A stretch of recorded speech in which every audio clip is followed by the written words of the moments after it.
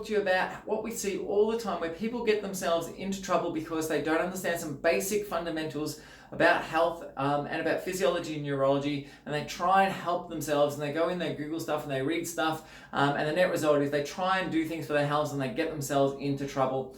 And today I really want to talk about that in regards to stress and the management of stress. And I'm going to give you a few key tips that you can go through at the end of all this stuff to help control your own stress mechanisms. But before we get to that, I want you to understand how stress works, what the mechanisms are, and how things actually function within the human body. Because when it comes to stress, we've got two different aspects to stress. So one is the neurology, and then one is the physiology. And they can often be a bit confusing if you don't know what's what. And you can read two things in two different books and hear completely different things, even though they're talking about the same thing, just because of the way that they're approaching things. So we'll look from a neurological perspective. Up in the top end of your brainstem, we have this thing called your midbrain. And your midbrain is the main area where it's where all your flight or fight centers sit, your sympathetic activity. And it takes all this information in, particularly from your eyes, from your ears, and also from your jaw. So what we're looking for really is from your face. And all this stuff gets pushed into the midbrain, which kind of sets off a flight-fight response. And your brain is constantly taking this information to work out whether there's a potential threat that it needs to deal with all the time. In addition to this though, this also activates another mechanism called your hypothalamic pituitary adrenal axis. So this starts off in the brain, a central area here called your hypothalamus, which sends down to a gland at the bottom of your brain called your pituitary, which sends a message right down to your adrenal glands. And these things produce a hormone called cortisol. And cortisol is our main stress hormone. And what this cortisol does, it sensitizes our receptor sites right around our nervous system to make this mechanism more active. And this is what you'll see if you've ever had asthma and you get given steroids as an inhaler. What they're really doing is providing this to your lungs to enhance the effect of this mechanism to open up your lungs and to shrink the blood vessels in there to make your asthma a little bit better as well. So this is the first aspect of the general overview of how stress basically works. So if we, for instance, go for a walk, and as we're walking, something jumps out at us, the first response is this here. We detect it by our face, our eyes, our ears. That gets flown into our brainstem, and our brainstem then sends off a sympathetic, or what we call a flight-fight response, and in doing so, activates our stress mechanisms. That stress is maintained for a long period of time. Our hormonal system then kicks in over here and releases this hormone to cortisol to enhance this effect. And this is the basic premise of how stress works, but this mechanism really is only designed to last for a short period of time. I mean, when we evolved, the simple mechanics of it was that the only time you get stressed is if something really was attacking you. That was the primary source of stress.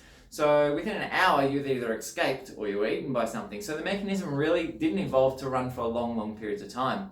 When it starts running for long periods of time, the net result of that is we start getting dysfunction in other areas, including our brain, especially this little area here called your temporal lobe of the brain, as well as we start getting changes to our other hormone sequences. So if we remove all this away,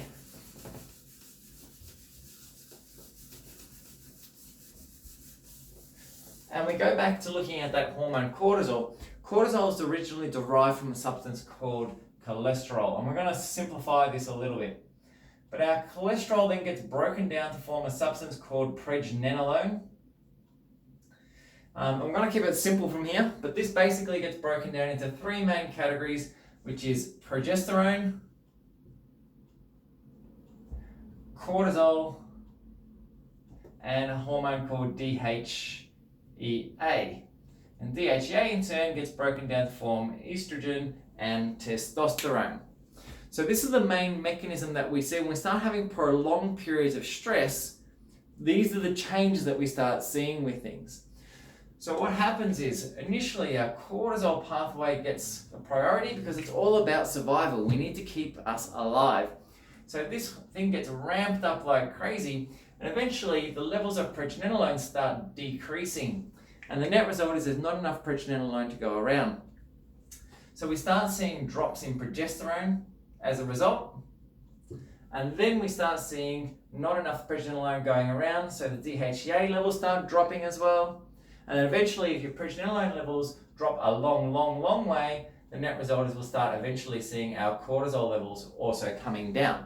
And this is this progressive pathway that seems to happen with prolonged periods of stress. The other thing that often tends to happen is when cortisol levels initially go up, we get an elevation of our estrogen levels as well. And this tends to make us a lot more emotional. So these hormones not only affect as a female, not only affect your cycles, but they also affect your brain health as well. So we tend, when we get stressed, to have issues with estrogen coming up, and estrogen tends to elevate what we call your limbic system, which is your emotional center, so it tends to make you a lot more emotional. Progesterone in the female then also tends to look after, to a great extent, the receptors on the right hemisphere of your brain, and this tends to induce things such as anxiety, obsession about stuff, a fixation on negative things, aggression, frustration, these type of things that we often associate with anxiety.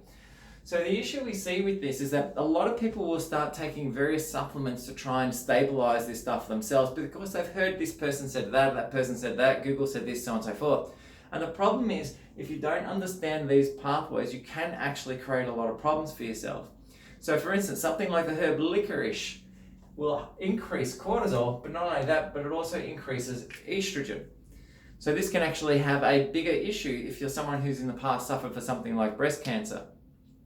Something like Withania or ashwagandha is fantastic at stabilizing this area because it's a really good adaptogen. People often hear about its great use for stress, but Withania or ashwagandha can also drive your testosterone pathways. So as a male, it might be quite beneficial for you to have this elevation because this is struggling, but as a female, this may potentially increase your risk of other issues to do with brain health, polycystic ovarian syndrome and things like that.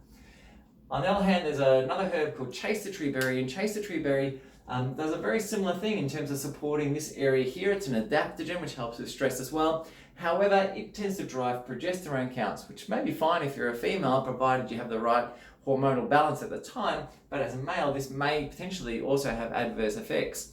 So we hear a lot of things about things you can take and things you can do when you're having stress-related disorders, but the issue is if you don't understand the mechanics of how everything works, and you don't understand where you're at the moment because you haven't had the test done, you just start taking things, quite often you can start playing havoc with these things, throw them right out, and the end result can sometimes be mental health issues as well. So we need to be very wise about how we go about using these things because we see over and over people getting themselves into trouble both physically and mentally because they haven't understood the application of some of these supplements. So here's my key tips. Number one, if you're going to make sure that you're going to start taking supplements, you need to make sure you know where you're starting from. Make sure you've had labs ordered or at least had clinical assessments done to work out roughly where your stress mechanisms are. You don't want to be taking things to enhance hormones if the hormones are down, if the hormones are up, and vice versa as well. Second, reducing stress means reducing stimulation. Calm your brain down. Decrease the use of technology, especially your phones. There's plenty of apps and your iPhones will do it directly that will allow you to track your phone usage. Reduce it to get the stimulation down. Third one, as the sun goes down, calm down. Make sure that you have some time to yourself. Unwind, let the brain settle down so you get a quality, restful night's sleep. The other thing is, stress doesn't just mean things that you're doing too much of, but it can also mean just not enough personal time to yourself as well. So make sure you take the time to smell the roses, live life. Don't get too caught in the hustle and bustle that is our Western world. Go out, go for long walks, walk along the beach, take in nature and get some of that calming aspect into your life. Calm right down, spend time with your family, socialize, and make sure you put good lifestyle things into place. Doing simple things like this can go a long way to getting your stress mechanisms under control, getting your brain health back to control, and don't take anything or go down the track of supplementation or changing hormone function unless you've been properly assessed and you know where your pathways are at.